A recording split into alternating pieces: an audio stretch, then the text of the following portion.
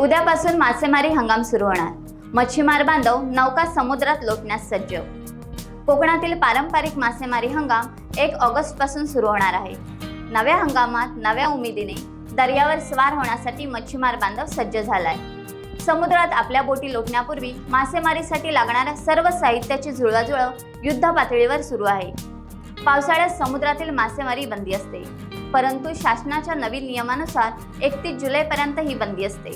1 August पासून मासेमारी बंदी आदेश उठवला जातो आणि त्यानंतर कोकणातील कोट्यावधी रुपयांचे परकीय चलन मिळवून देणारा मासेमारी व्यवसाय सुरू होतो।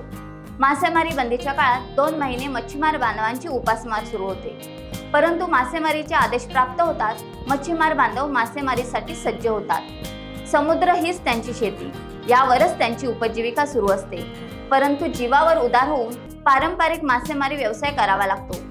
कुटुंबाचा उदरनिर्वाह याच मासेमारीवर होत असतो।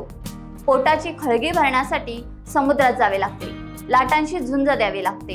नैसर्गिक आपत्तीच्या काळात समुद्रात त्यांचे रक्षण करतो, परंतु अलीकडच्या काळात समुद्रातील नैसर्गिक बदल आणि तांत्रिक मासेमारी यामुळे मच्छीमार बांधवांची उपासमार सुरू आहे। समुद्रातील मत्स्यसाठे संपत चालल्याने मासे मिळणे देखील कठीण झाले आहे। होणाऱ्या खर्चाच्या तुलनेत मासे मिळत नाहीत, त्यामुळे पारंपरिक मच्छीमार व्यवसाय डबघाईला आला आहे। यंदाच्या नव्या मासेमारी हंगामाकडून मच्छीमार बांधवांना चांगल्या मासेमारीची अपेक्षा आहे। टाइम्स डिजिटलला लाईक करा, शेअर करा, सबस्क्राईब करा आणि बेल आयकॉन दाबायला विसरू नका। Times digital.